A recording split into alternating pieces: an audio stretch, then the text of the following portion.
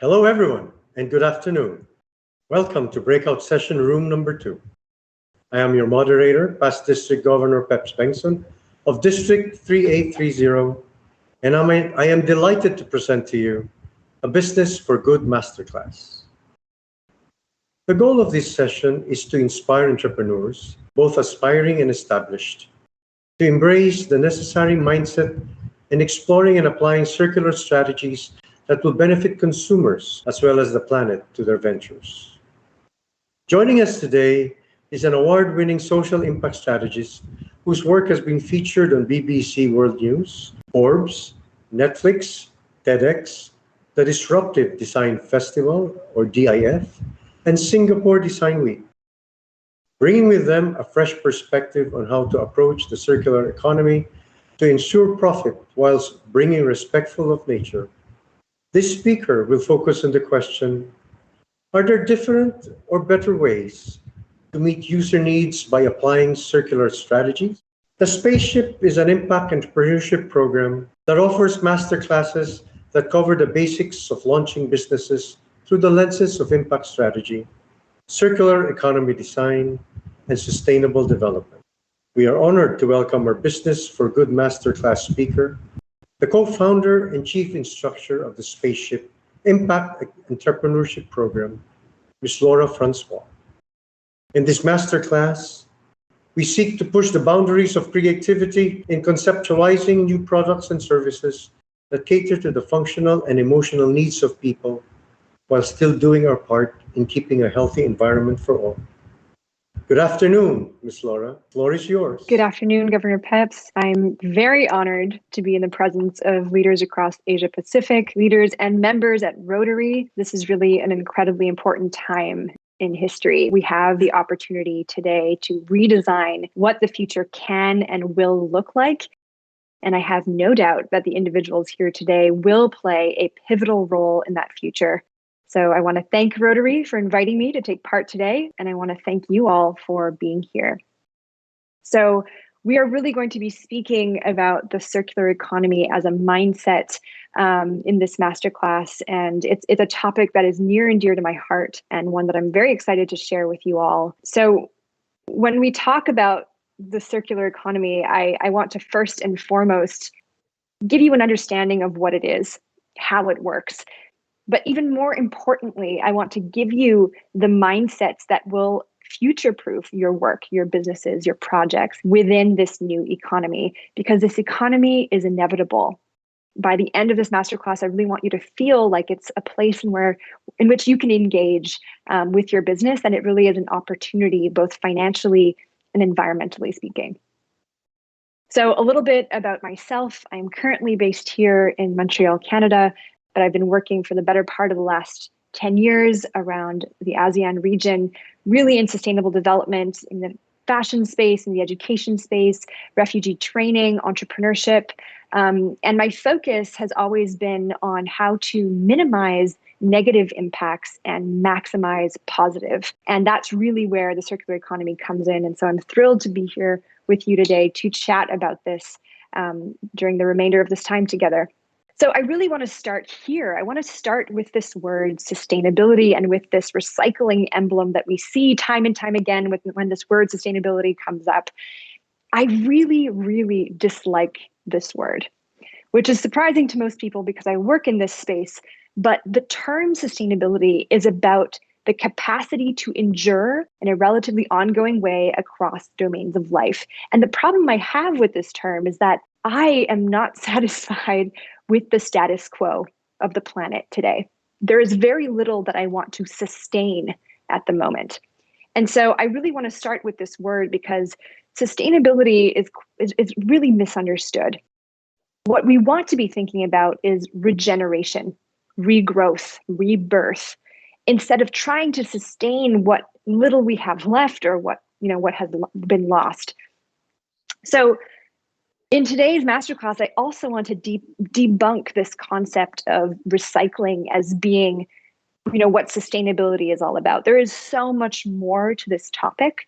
And there's so much more that has been developed over recent years that is much more exciting and much more focused on what we can grow from here instead of what we can try to recuperate. It's a very, very different frame of mind. So our brains, all of us as humans, our brains are wired in a very specific way. It's very interesting. We are wired to think in linear ways. Think about it this way. Monday, Tuesday, Wednesday, the days of the week, the spring, summer, fall, winter, right? The seasons, even our education pathways, elementary school, secondary, college, etc. These linear ways of thinking are entrenched in our society. And there is one very linear way of thinking that has caused more damage than any of these on screen. And it really is the concept of the linear economy. We take materials from Mother Nature, we extract them, we make products from those materials, and then inevitably we waste them. So we've been in this economy a very long time. And unfortunately, our very linear way of thinking that is natural to us is what got us here. The problem is we have been constructing solutions to our waste problem with the exact same mindset, that linear mindset that got us here in the very first place. And so the problem with that is if we continuously try to develop solutions without changing our mindset, nothing will change. This man was quite a brilliant man in his day, was he not? And he said problems cannot be solved with the same mindset that created them. So Einstein was very specific about we need to be changing our mindset to be able to change the way in which we solve problems. And one of the biggest problems that are threatening us today really is our waste and our consumption problem. And so here comes the recycling economy, where we take materials from Mother Nature, we make products, we use them, maybe we recycle them once or twice, 3 times, we use them again, but inevitably those products end up being wasted. The recycling economy is really just a way to continue our linear way of thinking. However, it's been so popular, right? When we think of sustainability, oftentimes we think of recycling. But it is not the solution to the waste problem. Leila Karjalou, she's a fantastic thought leader in the circular economy space. She talks about the fact that the undeniable issue is that we've created a disposable culture and no amount of recycling will actually fix it. And so I want to talk briefly about why recycling normalizes disposability, why recycling is not the answer. And the first thing is that recycling relies on the public, correct? About a quarter of everything that consumers place in recycling bins actually cannot be recycled by the programs that collect them, whether that's a municipal program or a private program. And so it's really difficult when we have this giant waste problem, but we are reliant on the public to do something about it. The second thing is that recycling is extremely and hyper location dependent. So protocols, recycling regulations, they differ from sometimes obviously country to country, but sometimes even municipality to municipality. And so if we're relying on the public to, bear the brunt of this waste problem, and we expect them to understand the regulations and the protocols every time they travel to a new municipality, this is probably completely unreasonable of us to assume that the waste problem will decrease. And this is the biggest myth that I love to debunk in this space. It's that plastics really can only be recycled 2 or 3 times. And the same can be said with a lot of other materials as well. Every time you recycle it, that material decreases in value. And so if this decreases in value, it means you need to constantly be substituting with virgin materials. So basically what I'm saying is the recycling system is broken, it's flawed, but it's a fantastic excuse for us to just continually make disposable products. So we need to think differently. Just as Einstein said, we need to shift the mindset to one that is circular. And this is where the gem comes in. In the circular economy, waste does not exist. I'll say that again. Waste does not exist. It gives us the power to grow prosperity, jobs, resilience, while cutting greenhouse gas emissions, waste, and pollution. And I'll explain why. So we have we've talked about these three types of economies, right? We have our linear economy, we have our recycling economy, which is maybe one quarter of a step better than the linear one. And in the circular economy, waste never, ever even happens in the first place. It actually sees waste as a resource from the start. And I think this is really important because when we talk about recycling, what we're really doing is just downgrading products. When we talk about circular economy, we're really taking waste and transforming that waste into resource from the start. In our linear economy, we would see an avocado, take a cherry, take anything. We would see this avocado as having a product, so the fleshy part that you eat, and waste, which is, the part that we take out, this seed, we discard it. But Mother Nature has actually brilliantly engineered this product to have two products. You have the part that you eat, which is obviously the product, and the seed itself is the key to more products. So you see where I'm getting at here. The circular economy actually regards what we would think of in a linear economy as waste. It actually sees that as the key to evolving more and more products, more and more services. And that's what's brilliant about this, is that it's extremely heavy on our systems to be figuring out how to deal with all of this waste. But if we don't see it as waste in the first place, we actually have the opportunity to financially scale, resource scale around these products. So the purpose of going circular is threefold. The first is obviously to design out waste. And if we design out waste, we design out a lot of the pollution. Recycling actually takes up a lot of energy and is extremely intensive and oftentimes polluting. So by avoiding recycling altogether, what we have is this fantastic ability to design out waste and use that waste as resource. The second thing is to keep products and materials in use. The longer we can keep things in use, the longer we can avoid that waste bin at the end, the better it is both for our investment into those products as well as for the environment. And then the third is, if we do these two first ones, the third one will already start happening naturally. We'll be regenerating natural systems by avoiding waste. So this is the big question. Where do we start with this? And I want to run through some key steps towards circularity. And I think it's really, the circular economy sounds like a very, it sounds like a strategy, a framework, something that's very theory-based. What's amazing is that, as I mentioned, Mother Nature's been doing this since the dawn of time. And the second thing is that circular economy is not something on the horizon. This is something that is happening very much now. And the success has already been, it has been rolling out globally. And the key to that success, and I want to mention this first and foremost, though I know in this audience, most of you are entrepreneurs, thought leaders, founders. You might not consider yourself designers per se. You might never have given yourself that title. But if you are designing new systems of doing things, if you are thinking creatively on your feet with your team, you are a designer. So challenge what you think designer means. And the reason why I'm talking about design and being a designer is because it is the key to engaging in the circular economy. And so I want all of you to leave this session today knowing fundamentally that you are at your core a designer, because you are able to redesign how you move forward with your business and with your projects. And why is design the key to all of this? Well, I'd love to just take this very generic supply chain here and consider at what point in this supply chain should we consider the circular economy? Is it when we have, this product end of life, when we have the waste already? Is that the point where we should figure out what to do with it? Or is it maybe in, our operations? Or maybe it's with our suppliers. We need to find, circular suppliers to work with.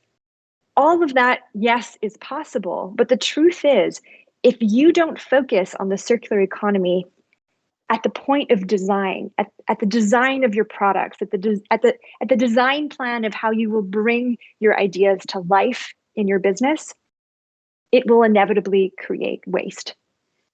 And so this is why design is so incredibly important. I want to give you, an example as to why this is really the key to moving forward in the circular economy.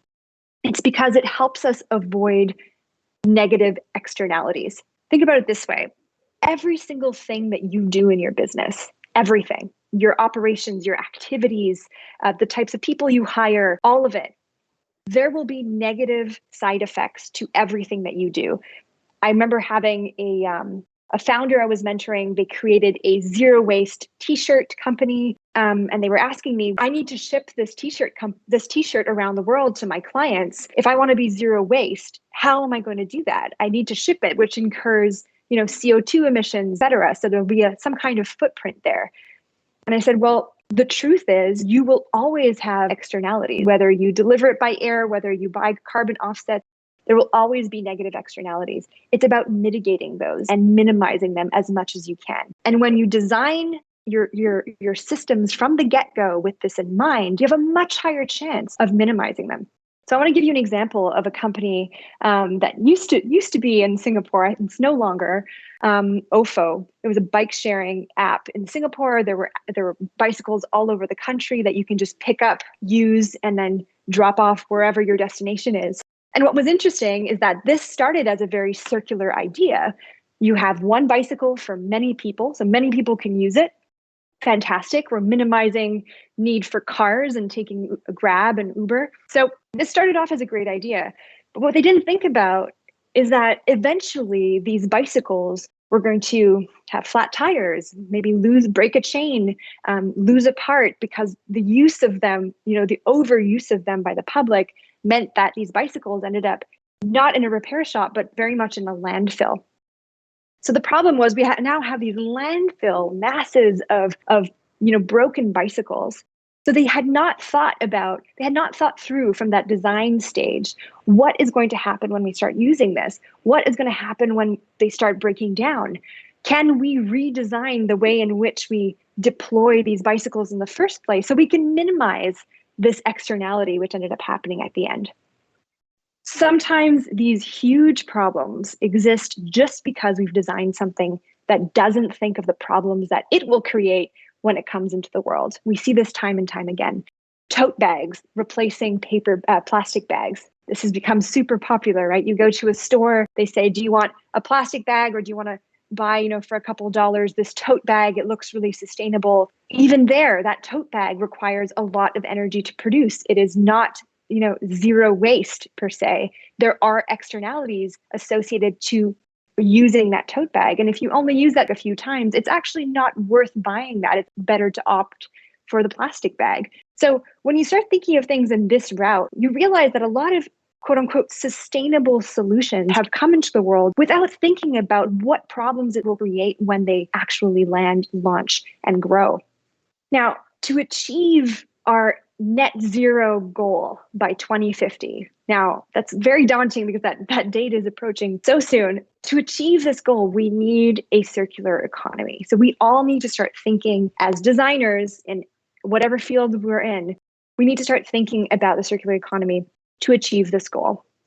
Now, as of this year, or I believe this is as of last year, it's all sounded very, very positive, right? Renewable energy has become a global trend. So there's been a dramatic increase in production of renewable energy, which has been, I think, the buzzword when it comes to how we will achieve this 2050 goal, which is fantastic. Another really positive thing is that the Paris Agreement has seen a lot of progress. So over 192 countries around the world, some of the largest emitters in the world have submitted plans to reduce their emissions. Fantastic. This is a really, really great move forward. And by 2050, an optimal uptake of renewable energy and energy efficiency will actually address 55% of our greenhouse gas emissions. 55%, that's pretty good. You probably all sense that there is a but coming up. There is. So all of this is extremely positive, except 55% leaves out, we aren't at 100. How do we get to that 100? So the remaining emissions that come from the way we make, use, and dispose of products, materials, and food, that is the key to reaching that 100. So renewable energy is great, it's necessary, But if we don't start reconsidering the way that we're engaging very linearly still with this economy, we're never going to reach higher than 55%. That's the best case scenario. So to tackle this remaining 45%, we need to revise how we design, how we make, how we use, how we dispose of the products and materials we use every day. And of course, in a linear economy, if waste doesn't exist, if waste is actually resource, this becomes a lot more easier to think through, because I have no idea how we globally would handle managing all the waste that we've created. So best that we just rethink waste from the get-go. Another really fantastic thing about the circular economy is that it is a much, much more resilient economy. Now, all of us have been through a crazy couple of years when it comes to the pandemic. And this has really shone the light on our linear economy and how it just does not work anymore. It is not as resilient as we once hoped, as we once believed. And there is studies that are really now coming out and showing that despite the pandemic, despite everything we've been through, there is opportunity for us now to redesign what the future of our economy will look like. Because our linear systems make us vulnerable, right? Over 100 billion tons of resources flow into the economy every year, and most of that is lost because the resources we're using are to produce products that will end up in landfill. And so what we're really doing is we're investing in things to reach landfill. And once it reaches landfill, we spend more resources on managing that landfill. That makes no sense. We're spending money at the start and at the end.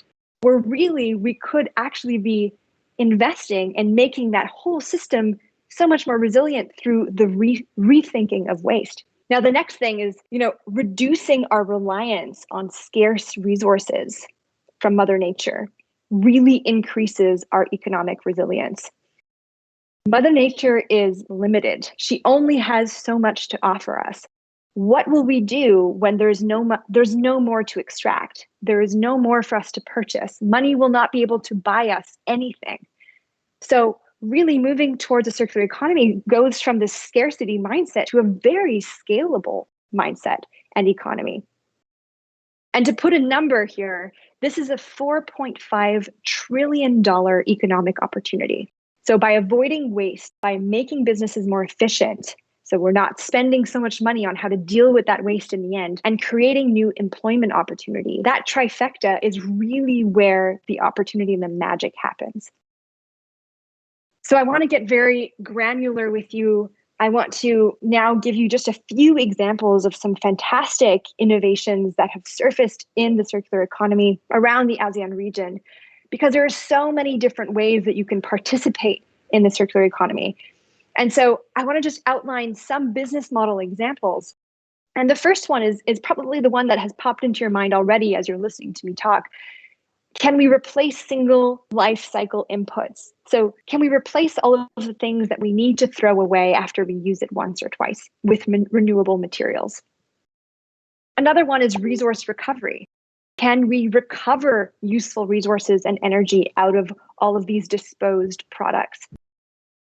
The next are sharing platforms. Now, this has become very, very popular, enabling an increased utilization of products through shared ownership. So Grab is one of them, right? Grab is actually a circular solution to not having to use cars or motorbikes to be able to share those products together. The next is products as a service. So offer product access and retain ownership. And product life extension. So extending the life cycle of products by repairing them, by upgrading them, upcycling them, reselling them. So reselling platforms have really exploded, especially in the fashion industry. That is a fantastic way to engage with the circular economy. And so to get really granular with these case studies, the first is Sampangan in Indonesia. They focus on resource recovery. And so what they've developed is essentially a magic box. That's what they call it. I love to call it that too. They essentially foster the circular economy by using outputs from waste processing. So landfill waste, agriculture waste. They put this in the magic box and out comes fantastic new materials that can be used for agriculture, healthcare, construction. They're creating building blocks. They're creating natural fertilizers. There is so much that can happen just by using this technology. The next comes out of Singapore, product as a service style theory. There are so many versions of this startup, but I really love what they've done. They were one of the first in Singapore to extend the life of clothing through rental. So to change our relationship with fashion, and really make sure that people understand that you can change your clothing as much as you want and still do that in a sustainable way. You can do that through rental. And the last also comes out of Singapore, a sharing platform called Bearpack, where they've really revolutionized the takeaway industry with restaurants. So they partner with restaurants to be able to allow you to take away your food in reusable containers, drop that off wherever you live, wherever you want. They clean them, redistribute them to all restaurants, and all of a sudden you have this fantastic circular system that does not require any output of waste. So this is really the moment where I invite you all, this is my call to action, because this is our chance to turn things around. We are still very much, a lot of us are very much in the pandemic times. This is still coronavirus times. So this is the moment where we can redesign to lay the foundation for a new and better system that can work in the long run. And so engaging in the circular economy can look like very different things for all the different types of businesses and industries. But I encourage you to look into what is possible for you, because it is possible for everyone. There has never been a business that I've spoken to who's shown interest in the circular economy and we found no way to engage in it. If anything, it is an investment in the future of what it is that you're building. So I'll close here. I'll invite you all to connect with me. If you have any questions about this, or if you have any thoughts of discussion, I'm always open to chatting. And I appreciate so much your time and being here. Thank you very much, Ms. Laura. That was a very interesting, informative, and inspiring presentation. I picked up a few words here, a few keywords: circular economy and sustainability. Circular economy seems to be like a very popular phrase nowadays, and it's something that it's not only something that is nice to have, but something that one must have for a financial opportunity. Can you expound on how this affects the environment and sustainability?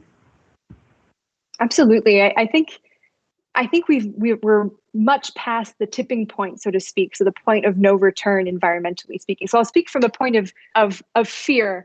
We have very little time left. We need to be engaging in this way. We don't have a choice. That's in the fear mindset. In an opportunity mindset, I think what's interesting is that sustainability has always been seen as something that we need to do to satisfy, maybe to write up our impact reports, to satisfy our investors, to kind of have this upwards accountability, so to speak, right? So what's interesting is that I think we need to be moving away from, we need to engage sustainably because we need to be accountable, but we need to engage sustainably because there is opportunity, there's financial opportunity here. The amount of companies that are producing waste and have to financially figure out a way to work with that waste, that is a problem that is global. And it boggles my mind still that we are not running to this with more excitement, because there truly is an upside beyond society. BlackRock, I remember when they made these statements around, impact investment is going to change. I think this was about 5 years ago. They talked about how the future of impact investment has to change. They were going to really bring in their due diligence when looking at the types of investments that will pull in. And the circular economy has been at the forefront of what these types of investors are looking for, because like I said, resilience is shown time and time again with the companies that are circular and that are bringing in circularity. So it's to me, it's a fantastic way to rethink what the next 10, 20 years will look like for your business. Well, you mentioned BlackRock. That's the biggest fund manager in the whole world, over $1 trillion under investment. Then you mentioned about impact investing. Now, how do you differentiate impact investing from impact entrepreneurship? That's a good question. I think a lot of people have heard social entrepreneurship, right? Mm-hmm. I think that idea or that term has been thrown around a lot and is very popular. But that really just looks at social endeavors. What are we doing as a business that first and foremost addresses a social problem?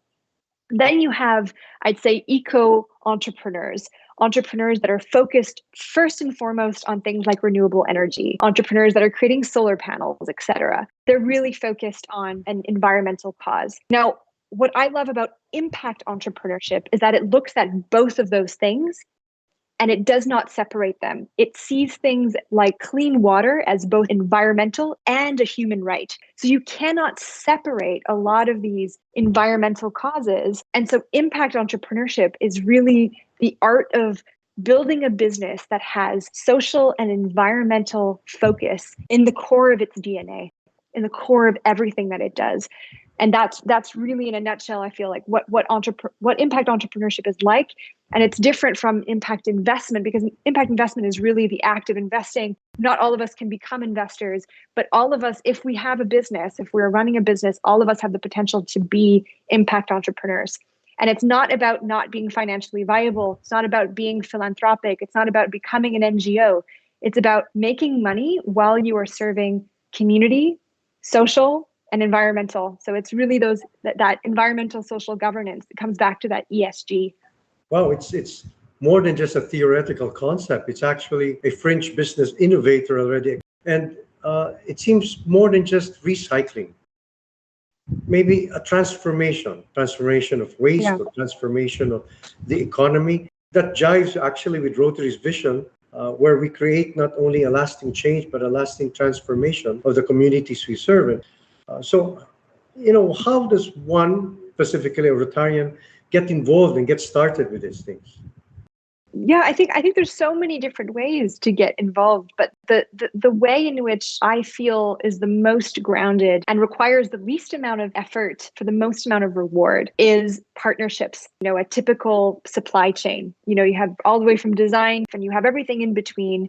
When you look at that, and if you draw out your own supply chain, your own system, let's say, what parts of those systems could you collaborate with other players, other stakeholders, to together develop new ways of reimagining, re-looking at, transforming waste? For example, if you're looking at, the suppliers in production, so what suppliers can you collaborate with who already have this ethos of sustainability or circularity? Can you shortcut ways in which you can bring that into your own business?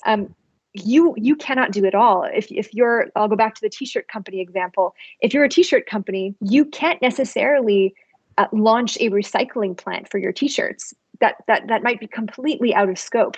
But finding partnerships and collaborating with those players is what will really strengthen your business. So I find it's really about not necessarily growing all of the operations and activities that you need to do, but finding the points of leverage in the system that you are already in, so that those collaborations and partnerships can happen, so that both of you can use waste as a resource together. I like that idea about partnership. I think in any organization, we need partnership and teamwork. As they say, no man's an island, no woman's an island. And very clear explanation of the differentiation between impact investing and impact entrepreneurship, where not everybody can be an impact investor, but all of us, will be able to do some impact social entrepreneurship in many ways.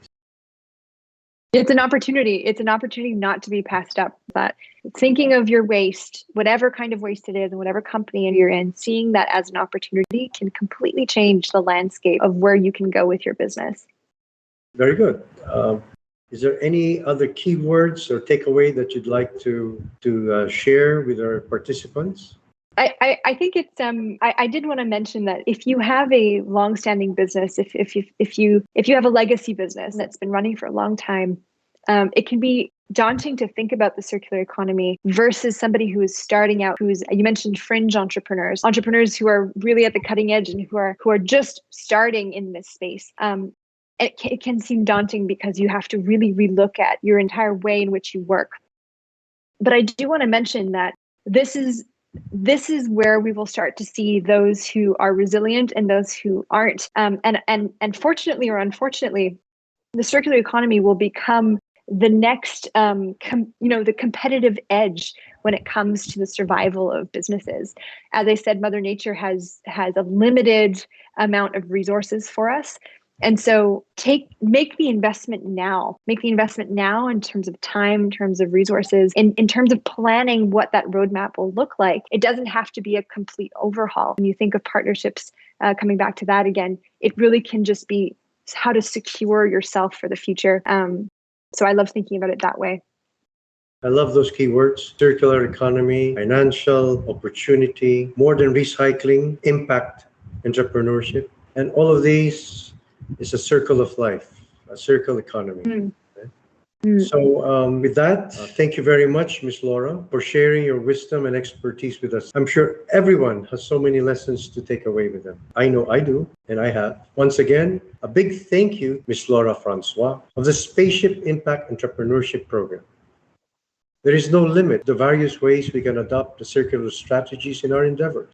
It is important that we acknowledge the growing need to protect our environment and natural resources, just become more pronounced than ever. The methods we use or we choose to implement will determine the factors that will affect the future of the planet. Therefore, it is vital we rethink our business models and principles with the help of modernized and informed perspectives. Dear delegates, it is time to go back to our plenary hall for the synthesis session. All recordings of the breakout sessions, including this masterclass, will be available online for the next 10 days. You may view them at the same website you used to log on to this Rotary Presidential Conference. Once again, I am your moderator, Past District Governor Peps Bengson, wishing you all a lovely day. See you all in the plenary session. Just click the button that will take you there. Thank you very much for joining us for the Business for Good Masterclass session of RPC 21, Manila.